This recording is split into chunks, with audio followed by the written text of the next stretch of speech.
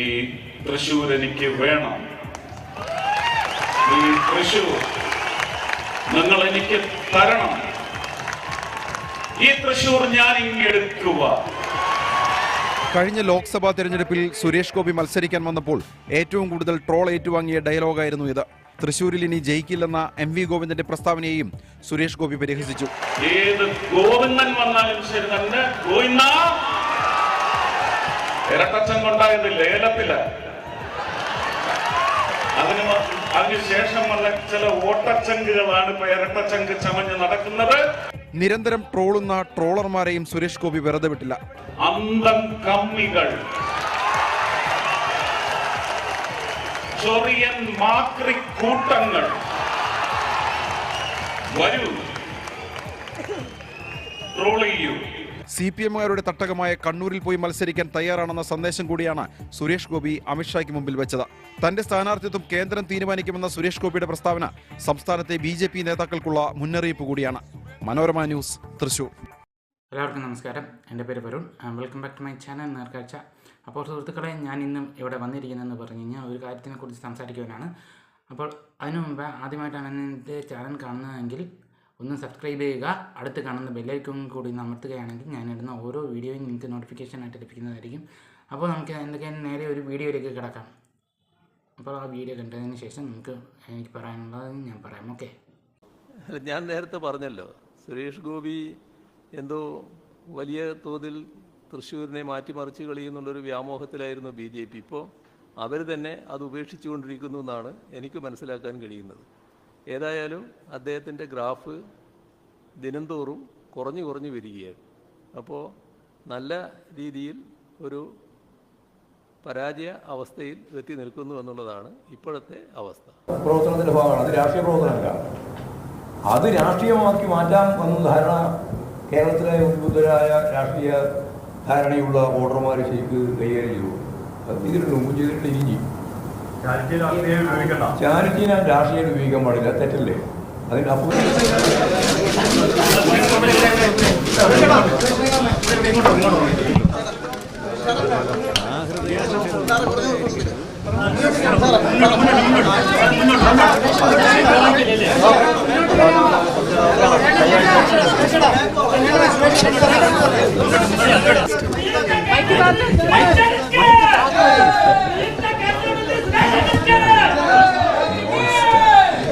ഗുരുവായൂരപ്പന്, വടക്കുംനാഥന്, തിരുവമ്പാടി ശ്രീകൃഷ്ണസ്വാമിക്ക്, നെയ്തലക്കാവിലമ്മയ്ക്ക്, പാറമേക്കാവിലമ്മയ്ക്ക്, കാർത്യായനി ദേവിക്ക്, അങ്ങനെ തൃശ്ശൂർ എനിക്ക് ഈ വിജയം അനുഗ്രഹമായി സമ്മാനിച്ച എല്ലാ ഈശ്വരന്മാർക്കും, എൻ്റെ ലൂർദ് മാതാവിന്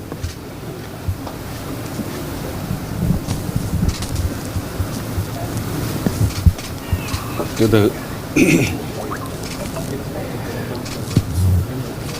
പ്രണാമം. ഒരു വലിയ സ്ട്രഗിളിൻ്റെ കൂലിയാണ് എനിക്ക് ദൈവങ്ങൾ നൽകിയിരിക്കുന്നത്. വലിയ സ്ട്രഗിളെന്ന് പറഞ്ഞാൽ നമുക്ക് എതിർനീച്ചൽ എന്നൊക്കെ തമിഴിൽ പറയും. ഒഴുക്കിനെതിരെ നീന്തിക്കയറും. ആ ഒഴുക്കിനെതിരെ എന്ന് പറയുന്നതിനകത്ത് വ്യക്തിപരമായി ഒരുപാട് ദ്രോഹമാണ് വലിയ വലിയ വലിയ കല്ലുകളായിട്ട് എൻ്റെ നേരെ തള്ളിക്കെട്ടാൻ. അതിൽ നിന്ന് കടന്നു കയറാൻ എന്നെ തീർച്ചയായിട്ടും സഹായിച്ചത് അത് വിവിധ വിഷയങ്ങളുണ്ട് അല്ലേ. അതിനെക്കുറിച്ചൊന്നും ഞാൻ എടുത്തെടുത്ത് എണ്ണി പറയുന്നില്ല. എല്ലാ വിഷയങ്ങളും അതിൻ്റെ സത്യം ആരും വിളിച്ചു പറഞ്ഞില്ല. പക്ഷേ അതിൻ്റെ സത്യം, ആ സത്യം, not between this, I'm going away, please, not between this, let me finish this.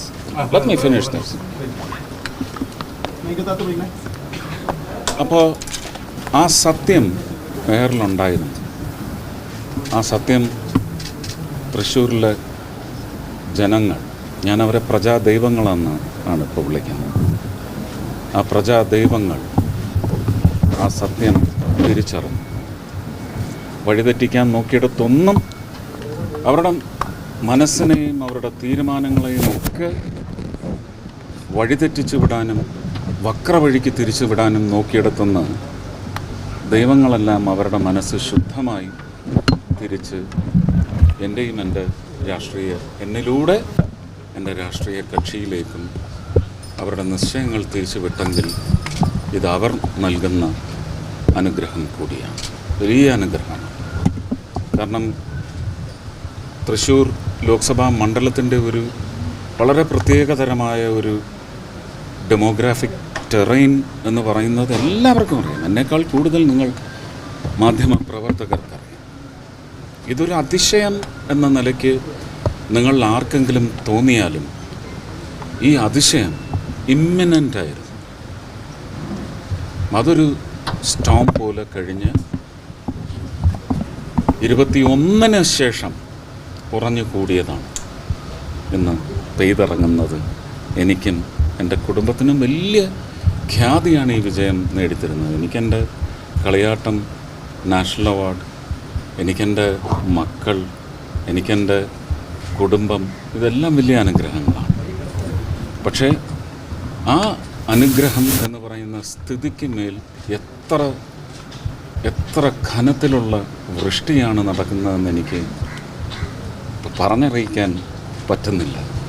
ഞാൻ തൃശ്ശൂരിലെ യഥാർത്ഥ മതേതര പ്രജാദൈവങ്ങളെ വണങ്ങുകയാണ്.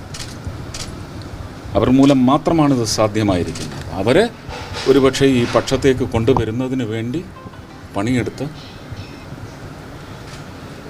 1200 ചില്ലുവാനും ബൂത്തുകൾ, ആ ബൂത്തുകളിലെ മുഴുവൻ പ്രവർത്തകരല്ല, ആ ബൂത്തുകളിലെ വോട്ടർമാരടക്കം പ്രചരണത്തിനിറങ്ങി.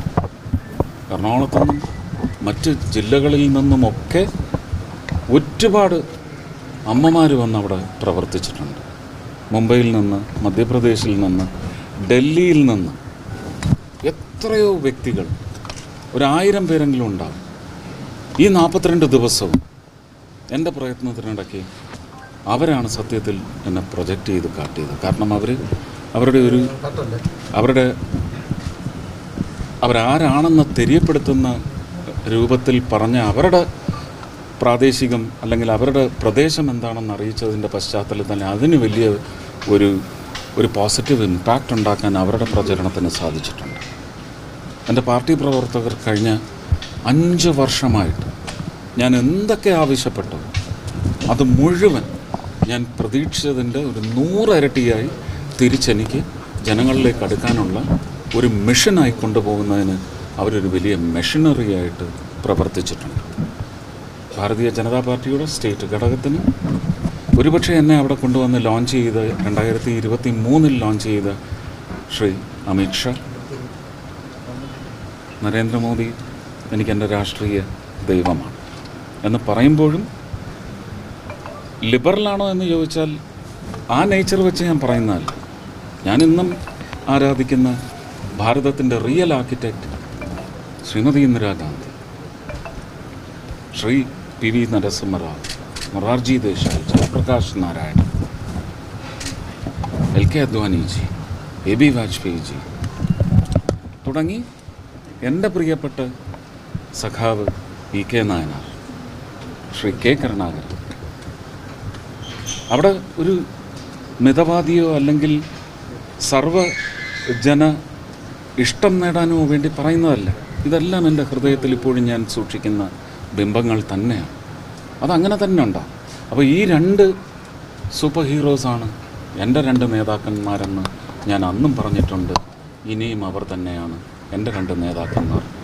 അവരാണ് എന്നെ അത്രയും മനോഹരമായിട്ട് അവിടെ ലോഞ്ച് ചെയ്യുകയും ശ്രീ നരേന്ദ്രമോദിയാണ് എന്നെ ഒരു വിശ്വാസ്യതയുടെ കാര്യത്തിൽ എനിക്ക് ഏറ്റവും വലിയ ആലിംഗനവും ഹാരാർപ്പണവും ഒക്കെ നടത്തിയത്.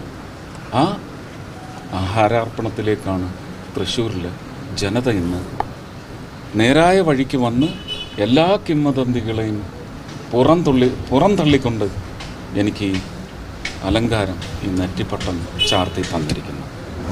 അതിന് ഞാൻ ഉറപ്പായിട്ടും എന്നും കടമപ്പെട്ടവനായിരിക്കും. അതിൽ നിന്ന് ഞാൻ ഒട്ടും പിന്നോട്ട് പോവില്ല. ഒരു മാനിഫെസ്റ്റോയിലല്ല ഞാൻ വിശ്വസിക്കുന്നത്, തൃശ്ശൂരിനെ സംബന്ധിച്ച് ഞാൻ കഴിഞ്ഞ 10-25 വർഷമായിട്ട് ഗുരുവായൂരപ്പനുമായിട്ടുള്ള അമിതമായ അടുപ്പം മൂലം, അതല്ലാതെ തൃശ്ശൂരുള്ള ഒരുപാട് കുടുംബക്കാരും ബന്ധുക്കളും സുഹൃത്തുക്കളും അടങ്ങുന്ന വൃന്ദം, അത് കഴിഞ്ഞ് കഴിഞ്ഞ 7 വർഷമായിട്ട് ഒരു MP ആയിരിക്കുന്ന കാലം തൊട്ട് അവിടുത്തെ വിവിധ വിഭാഗങ്ങൾ എന്ന് പറഞ്ഞാൽ ഫിനാൻഷ്യൽ സെഗ്മെൻറ്റ്സാണ്, അവരുടെ എല്ലാം ഇംഗിതങ്ങളൊക്കെ അറിഞ്ഞതിൻ്റെ പശ്ചാത്തലത്തിൽ ഒരു മാനിഫെസ്റ്റോയിൽ ഞാൻ ഒതുങ്ങില്ല. അവിടെ ഞാൻ കൊടുത്ത വാക്ക് ഞാൻ പാലിച്ചിരിക്കും.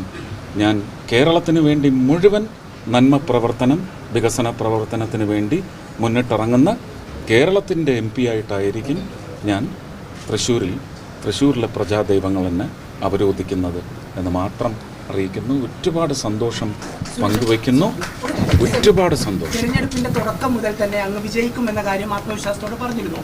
ഈ ഒരു തരത്തിൽ വലിയ വിജയത്തിലേക്കുള്ള ഒരു കാരണമായി താങ്കൾ കാണുന്നത്? എൻ്റെ ജില്ലാ അധ്യക്ഷനോട് അങ്ങ് ചോദിച്ചാൽ അതിനുള്ള മറുപടി പറയും. താങ്കൾക്ക് തോന്നുന്നത് എന്താണ്? അല്ല, അതിപ്പോൾ ഞാൻ പറഞ്ഞാലേ, കണ്ടത് താങ്കളാണല്ലോ, വോട്ടർമാരെ കണ്ടത് താങ്കളാണല്ലോ. ആ സമയത്ത് പ്രതീക്ഷിച്ചിരുന്നോ ഇത്ര വലിയ വിജയം ഉണ്ടാവും? അതാ പറഞ്ഞേ, ഈ പ്രതീക്ഷ ഞാൻ എന്നാണ് പ്രകടിപ്പിച്ചത്?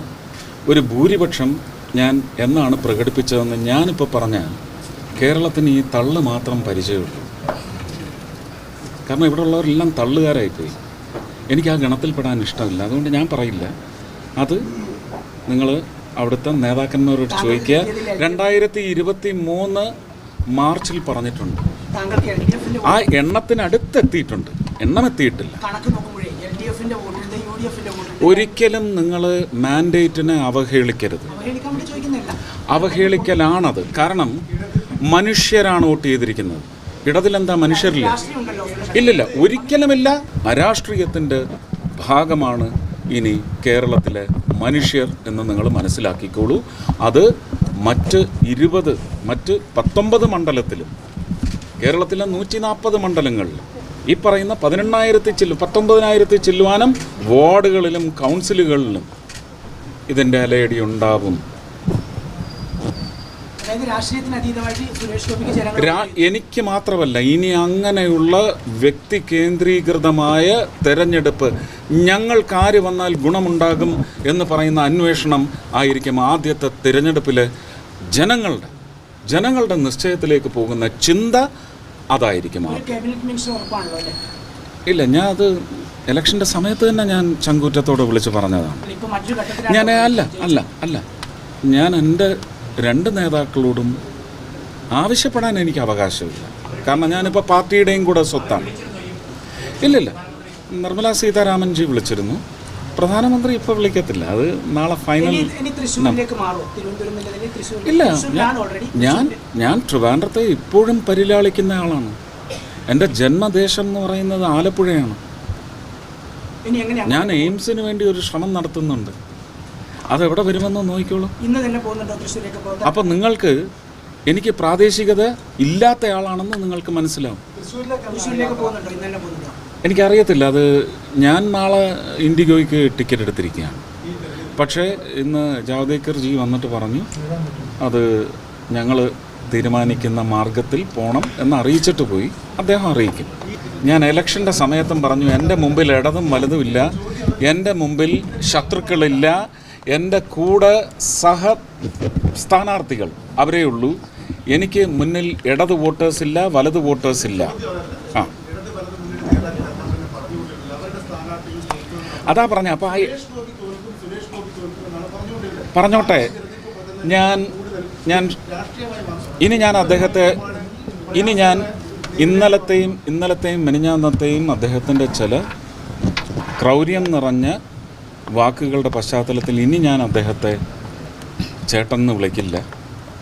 അദ്ദേഹമിന് ശ്രീ കെ മുരളീധരനാണ്.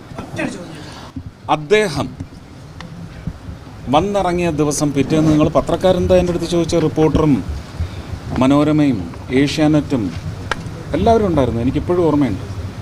3-ാം സ്ഥാനത്തേക്ക് പോലും പോവില്ല സുരേഷ് ഗോപി എന്നാണല്ലോ പറയുന്നത്. ഞാൻ പറഞ്ഞു 10ാമത്തെ സ്ഥാനത്തേക്ക് പൊയ്ക്കോട്ടെ, അതിനെന്താ?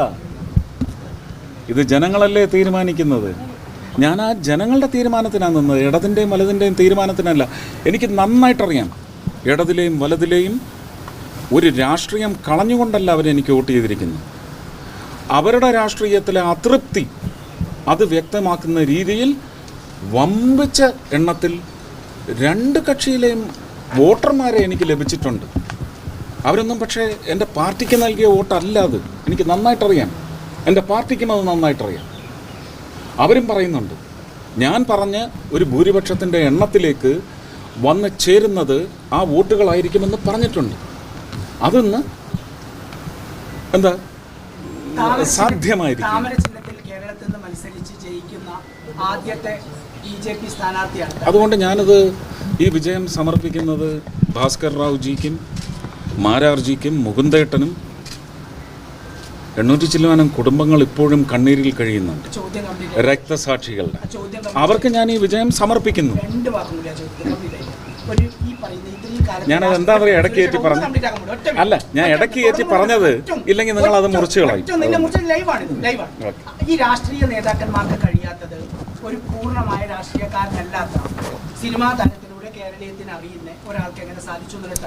അല്ല, അത് പൂർണ്ണമായിട്ട് ഞാൻ അംഗീകരിക്കുന്നില്ല. ഒരു സിനിമാ താരമായ ഒരിക്കലും അങ്ങനെ പറയരുത്. കേരളത്തിന് പരിചയം എന്നാണ് ഉദ്ദേശിച്ചത്, ഇപ്പോഴല്ല. ആ പരിചയം 19-ലില്ലായിരുന്നു, 21-ലില്ലായിരുന്നു. അന്ന് ഞാൻ MP അല്ലേ. ആ പരിചയമല്ല.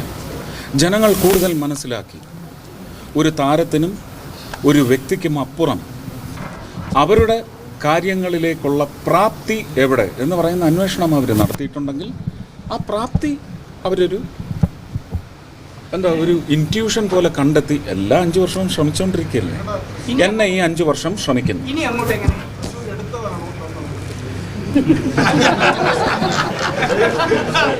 തൃശ്ശൂർ ഞാൻ ഇപ്പോഴും എടുത്തിട്ടില്ല. തൃശ്ശൂർ അവരെനിക്ക് തന്നു, അത് എൻ്റെ ഹൃദയത്തിലേക്ക് വന്നിരിക്കുന്നു. ഇനി ഞാൻ അതെടുത്ത് തലയിൽ വയ്ക്കും. ഞാൻ എന്ത് കിരീടമാണോ ലൂർദ് മാതാവിന് കൊടുത്തത് അതേ ഡിസ്ക്രിപ്റ്റിലുള്ള അതേ നറേറ്റീവിലുള്ള ഒരു കിരീടമായിട്ട് തൃശ്ശൂരിനെ ഞാൻ എൻ്റെ തലയിലെടുത്ത് വയ്ക്കും. നെറ്റിപ്പട്ടം കെട്ടി തിടം വെച്ച് ഞാൻ കൊണ്ടു നടക്കും. അല്ല, I will. Just let me finish. I am in a certain flow. Don't cut my flow, please. അല്ല, ഇനി അങ്ങോട്ടേക്കെന്ന് പറഞ്ഞാൽ നമുക്ക് അങ്ങനെ പ്ലാനില്ല. ഞാൻ പറഞ്ഞില്ലേ, 5 കൊല്ലത്തെ പ്ലാനിൽ ഒരു 10 മോഡ്യൂൾസ് ഉണ്ട്. അതിൽ നിന്ന് ഞാൻ 3 മോഡ്യൂള് നടപ്പിലാക്കിയാൽ മതി. 3 മോഡ്യൂൾ എനിക്ക് അടുത്ത 5 വർഷം ഉറപ്പിക്കാൻ, അല്ലെങ്കിൽ എൻ്റെ പിൻഗാമി ആരാണോ ആ പിൻഗാമിക്ക് വേണ്ടി എനിക്കത് ഉറപ്പിച്ചെടുക്കാൻ സാധിക്കും. വഞ്ചിക്കില്ല, ചതിക്കില്ല, പറഞ്ഞ വാക്കിൽ നിന്ന് മാറില്ല, ഉറപ്പ്. ഇത് മറ്റവരുടെ മുഷി ചുരുട്ടലല്ല കേട്ടോ. ഒരു മറുപടിയില്ല. അവരൊക്കെ ഇന്ന് സമാധാനമായിട്ട് ഉറങ്ങാൻ സാധിക്കും. പിന്നെ അതുകൊണ്ടാണ് ഞാൻ പറഞ്ഞത്, നേരത്തെ ഉന്നയിച്ചത് ഞാൻ എൻ്റെ നേതാക്കളോട് 2 പേരോടും പറഞ്ഞിട്ടുണ്ട്. രാജ്നാഥ് സിംഗ് ജിയോട് പറഞ്ഞിട്ടുണ്ട്, ഇത് ഉറപ്പിച്ചതാണെന്ന് പറഞ്ഞ നിർമ്മലാ സീതാരാമൻ ജിയോട് പറഞ്ഞിട്ടുണ്ട്, അശ്വിനി വൈഷ്ണവ് ജി എടുത്ത് പറഞ്ഞിട്ടുണ്ട്, അനുരാഗ് ഠാക്കൂർ ജി എടുത്ത് പറഞ്ഞിട്ടുണ്ട്. ഇവരൊക്കെയാണ് എൻ്റെ സുഹൃത്തുക്കൾ. അപ്പോൾ അല്ല, കൈരളിയാണോ? ആണോ?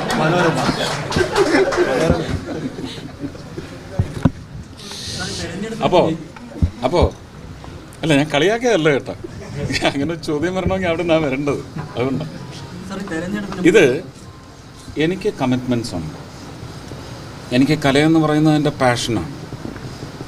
ആ പാഷൻ മങ്ങില്ല. എനിക്ക് പാട്ട്, സിനിമാഭിനയം, എനിക്കിനിയും നാഷണൽ അവാർഡ് കിട്ടണം, അങ്ങനെയൊക്കെയുള്ള ആ ഒരു വ്യഗ്രതയുള്ള കലാകാരൻ തന്നെയാണ്. ഉറപ്പായിട്ടും കിട്ടുമല്ലോ. ഞാൻ MP ആയിരിക്കുന്ന സമയത്ത് ഞാൻ സിനിമ ചെയ്തില്ലേ? ചെയ്യും. അത്രയും പണിയെടുക്കണം, അതെടുക്കണം.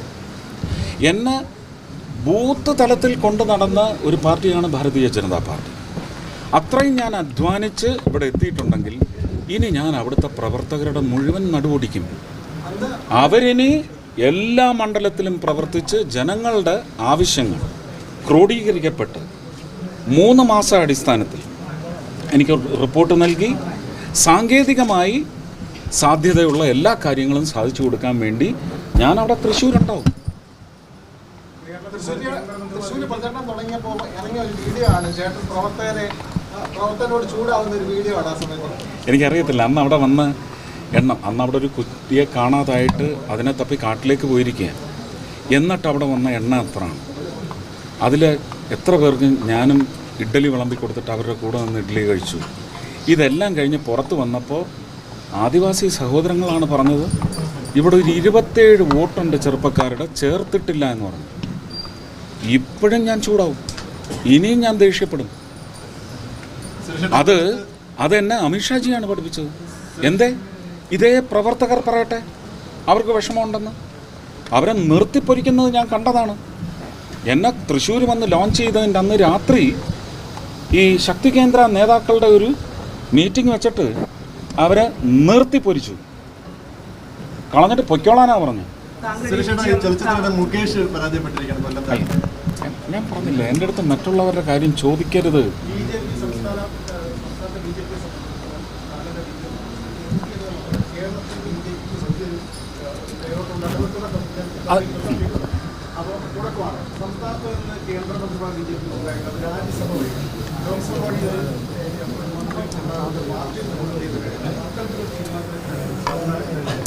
അത് വരുന്നതിനൊരു സമയമുണ്ട്, ആ സമയം എനിക്കറിയാം. അന്നേരത്തേക്ക് അത് വരൂ എന്നൊരു ഉറപ്പെനിക്കുണ്ട്. പക്ഷേ ഇനി എന്താവും എന്ന് എനിക്കറിയത്തില്ല, എങ്കിലും ഞാൻ അതിൻ്റെ മാർഗം കാണും.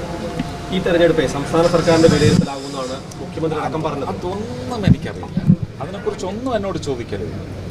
സംസ്ഥാനത്ത് ജനങ്ങളുടെ മനോമാറ്റത്തിൻ്റെ വിലയിരുത്തലാണ് ഇന്ന് നടത്തിയിരിക്കുന്നത്. മനോമാറ്റത്തിൻ്റെ വിലയിരുത്തൽ നടന്നു.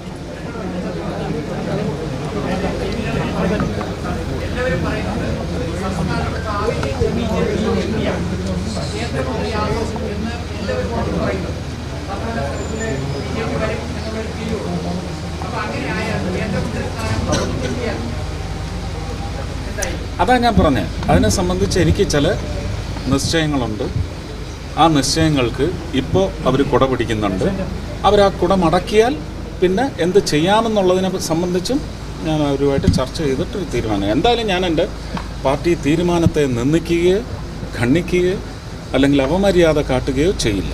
ഇടയ്ക്ക് സുരേഷ് ചേട്ടന് ഒരു വിഷമമുണ്ടായിരുന്നു, മാധ്യമവേട്ട എന്നാണ്ടൊരു കേസൊക്കെ വന്നപ്പോൾ ഒരു വിഷമമുണ്ടായിരുന്നു, അതൊക്കെ മാറിയോ? അതൊന്നും ഒരിക്കലും മാറില്ല. നിങ്ങൾ എന്നെ പട്ടടയിൽ കൊണ്ടുവച്ച് കത്തിച്ചാലും കാണും. അത് അവിടെ ചതിയായിരുന്നു, മനുഷ്യനെ നിരക്കാത്ത ചതിയായിരുന്നു. ഏത് ഘടകമാണ് താങ്കൾക്ക് അനുകൂലമായത് രാഷ്ട്രീയമായിട്ട്? ഒരുപാട് വിഷയങ്ങൾ ചർച്ച ചെയ്തിട്ടുണ്ട്. ജനങ്ങൾ മനസ്സിലാക്കി. ഇല്ല, കരുവന്നൂരല്ല ഞാൻ ആദ്യം പോയത്, മാവേലിക്കരയാണ്. ആ മാവേലിക്കരയിലെ ജീവിച്ചിരിക്കുന്ന രക്തസാക്ഷി ഇപ്പോഴും സൗദിയിലുണ്ട് നഴ്സായിട്ട്. അവർക്ക് വേണ്ടിയാണ് ഞാൻ പോയത്. അത് സെപ്റ്റംബറിലാണ്, 2021 സെപ്റ്റംബറിൽ. ഇത് 2023 അന്ന് തുടങ്ങിയ ഒരു ക്രൂസൈഡാണിത്. It's a crusade. അതിനിയും തുടരും.